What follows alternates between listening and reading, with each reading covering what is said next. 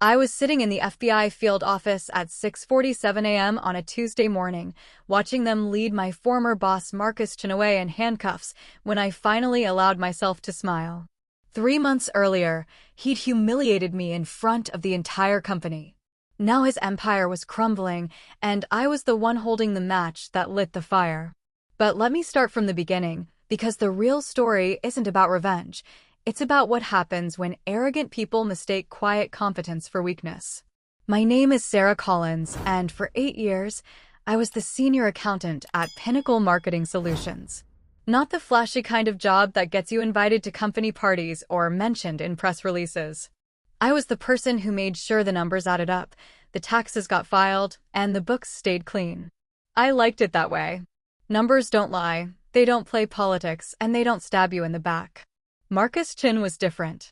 He joined Pinnacle 2 years ago as Chief Financial Officer, and from day one, he made it clear that he was destined for bigger things.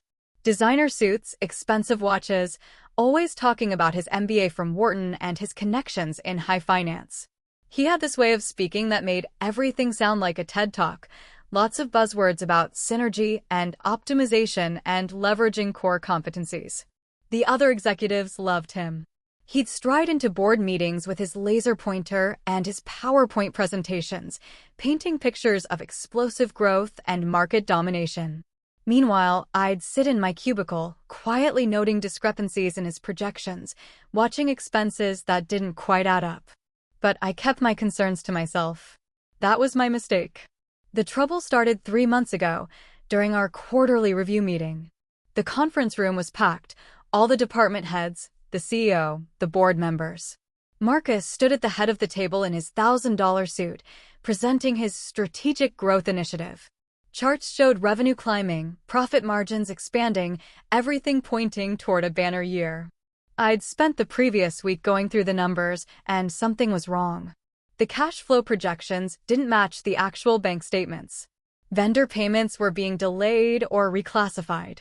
Money was moving between accounts in ways that made no sense from an operational standpoint. When Marcus opened the floor for questions, I raised my hand. I have some concerns about the cash flow analysis, I said quietly. The numbers don't seem to align with our actual liquidity position. The room went silent. Marcus's smile never wavered, but something cold flashed in his eyes. Sarah, I appreciate your attention to detail, but I think you might be missing the bigger picture here. This is strategic thinking, not just basic bookkeeping. A few people chuckled. My face burned with embarrassment, but I pressed on. I understand the strategy, but the underlying mathematics. Mathematics. Marcus interrupted, his voice carrying just enough condescension to make everyone uncomfortable. Sarah, this isn't about adding and subtracting. This is about visionary leadership, about seeing opportunities that others miss. Maybe if you spent less time buried in spreadsheets and more time thinking strategically, you'd understand what we're trying to accomplish here. The CEO, David Blackwood, nodded approvingly. Marcus is right. We need big-picture thinking, not micromanagement of every line item. I sat back down, my cheeks burning. Around the room, I could see the mix of pity and embarrassment on people's faces. Marcus continued his presentation as if nothing had happened, but I caught him smirking when he thought I wasn't looking. That night, I went home and did what I always do when I'm upset. I lost myself in numbers. I pulled every financial record I had access to, cross-referenced bank statements with expense reports, traced money flows through subsidiary accounts. What I found made my blood run cold. Marcus wasn't just incompetent. He was stealing. It was sophisticated, I'll give him that. Shell companies that existed only on paper, invoices for services never rendered, expense reports that claimed business meals while he was vacationing in the Bahamas. He'd been systematically draining the company for over a year, hiding the theft behind legitimate business growth and creative accounting. But here's where Marcus made his first real mistake. He underestimated what I was capable of. See, before I became an accountant, I spent 4 years working for the IRS as a forensic auditor. I specialized in tracking complex financial fraud, following money through layers of shell companies and offshore accounts. I'd helped put away embezzlers, tax evaders, and money launderers. I was very, very good at it. I'd left that job because I wanted something quieter, less confrontational. But the skills don't just disappear. Over the next 2 weeks, I built a case that would make a prosecutor weep with joy. I traced Marcus's fake companies back to a single bank account in the Cayman Islands. I found flight records showing him traveling to meet with business associates who turned out to be financial advisors, helping him hide stolen money. I discovered that his expensive lifestyle, the suits, the watches, the luxury car, was being funded entirely by company money funneled through fraudulent expense claims. The total amount he'd stolen was just over $2.3 million. But I didn't go to the authorities. Not yet. Because Marcus had humiliated me publicly, and I wanted him to understand exactly who he was dealing with before his world came crashing down. My opportunity came during the annual company retreat in Miami.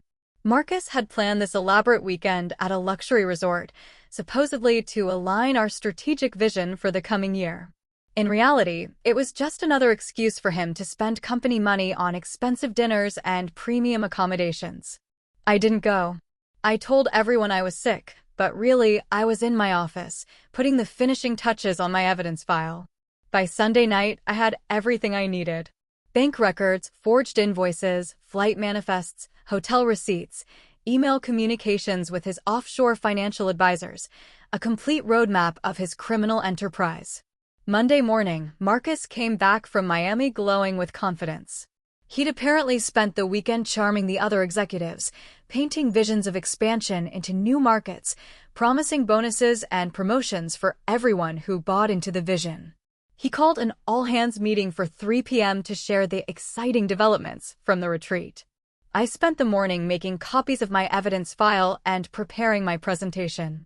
At exactly 3 p.m., Marcus stood before the assembled company, his usual confident smile lighting up the room. "Team," he began, "this weekend we made some incredible breakthroughs in our strategic planning. I'm excited to share with you the vision that's going to take Pinnacle to the next level." He clicked to his first slide, Pinnacle 2.0, maximizing synergistic opportunities. I stood up. "Before we talk about the future," I said, my voice carrying clearly across the room, "I think we need to address some issues with our current financial situation." Marcus's smile faltered slightly.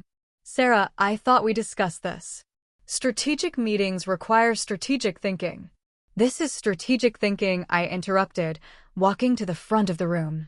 "It's about the strategic decision you made to steal $2.3 million from this company." The room went dead silent. Marcus's face went white, then red. That's a completely baseless accusation. I don't know what kind of personal vendetta." "Velocity Marketing Solutions," I said, pulling out a file folder. "That's the name of the shell company you created to bill us for consulting services that never existed. Registered in Delaware on March 15, 2022, with you listed as the sole proprietor under the name Michael Chang." Marcus opened his mouth, but no sound came out. I continued. "Summit Strategic Consulting. Another fake company, this one registered in Nevada. You billed us $847,000 for market analysis reports that were actually just copies of free industry studies you downloaded from the internet." Around the room, I could see people's faces changing as they began to understand what I was saying. The CEO had gone very still, his eyes locked on Marcus. "And then there's Azure Financial Services," I said, opening another folder. "Your personal financial management company, billing us for executive coaching and leadership development at a rate of $500 per hour. Interesting how all those sessions happen to coincide with your vacations in the Bahamas, Hawaii, and St. Moritz." "You can't prove any of this," Marcus said, but his voice was shaky now. I smiled. "Actually, I can." I handed a thick folder to David Blackwood. "Bank records showing money transfers from our accounts to the Cayman Islands. Flight records showing you traveling under multiple identities. Hotel receipts charged to company credit cards while you were supposedly in business meetings. Email correspondence with offshore financial advisors discussing how to hide performance bonuses from tax authorities." The CEO was flipping through the pages, his face growing darker with each document. "Marcus," he said quietly, "is this true?" Marcus looked around the room like a trapped animal. Everyone was staring at him, Not with the admiration he was used to, but with disgust and betrayal. David, you have to understand, the company needed strategic leadership. I was reinvesting everything back into growth opportunities. You bought a $150,000 Ferrari, I said, pulling out another document. Charged it as a client relations vehicle for the marketing department. The Rolex collection in your office, I continued. Billed as executive presentation materials. Apparently we paid $87,000 for watches to help you tell time during meetings. Stop, Marcus whispered. But I wasn't finished. The condo in Miami Beach. The one you bought with company money funneled through your Azure Financial Services shell company. You've been billing us $15,000 a month for off-site strategic planning sessions that were actually just you living in a beachfront property you bought with stolen funds. Around the room, people were pulling out their phones, undoubtedly texting colleagues who weren't in the meeting. Word would spread through the office in minutes. David Blackwood stood up slowly. His voice was ice-cold when he spoke. Security, please escort Mr. Chen from the building. Legal, get the FBI on the phone. Now. Marcus tried one last desperate play. David, you can't listen to her. She's just a bitter accountant who can't handle that the company was growing beyond her understanding. She's been trying to sabotage me since day one. The FBI forensic accountants confirmed everything 3 days ago, I said quietly. The room went silent again. Marcus stared at me in shock. You see, Marcus, after I compiled all this evidence, I had a choice. I could have brought it to the company leadership and let you explain your way out of it. But I remembered what you said about me being just a basic bookkeeper who couldn't see the bigger picture. So I decided to show you exactly what strategic thinking looks like. I pulled out my phone and showed him a text message thread. Agent Jennifer Walsh, FBI Financial Crimes Division. We went to college together. I sent her my evidence file last Tuesday. She's been working with a federal task force to verify every detail.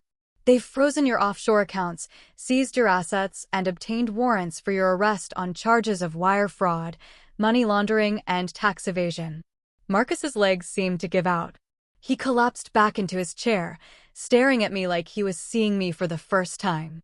The federal agents are waiting in the parking lot, I continued. They wanted to let you finish your presentation before they arrested you. Apparently, they thought it would be poetic justice to let you explain your strategic vision one last time before they showed you theirs. As if on cue, 3 men in dark suits entered the conference room. Marcus Chin, the lead agent, said, FBI, you're under arrest for wire fraud, money laundering, and conspiracy to commit tax evasion. As they read him his rights and put him in handcuffs, Marcus looked at me one last time. How did you know? He whispered. I smiled. Because I spent 4 years hunting people just like you. The only difference is, back then, I was getting paid by the government. This time, I was doing it for free. As they led him away, the room remained silent for a long moment. Finally, David Blackwood cleared his throat. Sarah, he said, I owe you an apology. And apparently, I owe you a promotion. Actually, I said, closing my file folders, I think I'll be leaving Pinnacle. I've had an interesting offer from the FBI. They want me to head up a new task force investigating corporate financial fraud. I looked around the room at the faces of my former colleagues, some shocked, some impressed, all seeing me differently than they had an hour ago. But thank you for the opportunity to work here, I continued. It taught me something important about myself. I thought I wanted a quiet life, away from confrontation and complexity. But it turns out, when someone mistakes your kindness for weakness, when they think they can humiliate you because you don't make noise, well, that's when the quiet ones become dangerous. I packed up my files and headed for the door. As I reached it, I turned back one last time. Oh, and for the record, Marcus was right about one thing. This wasn't just about mathematics. This was about justice. And sometimes, the most strategic thing you can do is know the difference. 6 months later, Marcus Chin was sentenced to 12 years in federal prison and ordered to pay $4.7 million in restitution, the original theft plus penalties and interest. The shell companies were dissolved, the stolen money was recovered, and Pinnacle Marketing Solutions survived the scandal, though with new leadership and much stricter financial oversight. As for me, I'm back to hunting criminals, but now I'm doing it as the head of the FBI's Corporate Fraud Task Force. We've already taken down 3 major embezzlement schemes and recovered over $45 million in stolen funds. The work is challenging, sometimes dangerous, and definitely not quiet. But I've learned something important. Sometimes the most strategic thing you can do is stop being strategic about avoiding conflict and start being strategic about confronting it. Marcus taught me that in his own way. He just didn't realize he was going to be the final exam.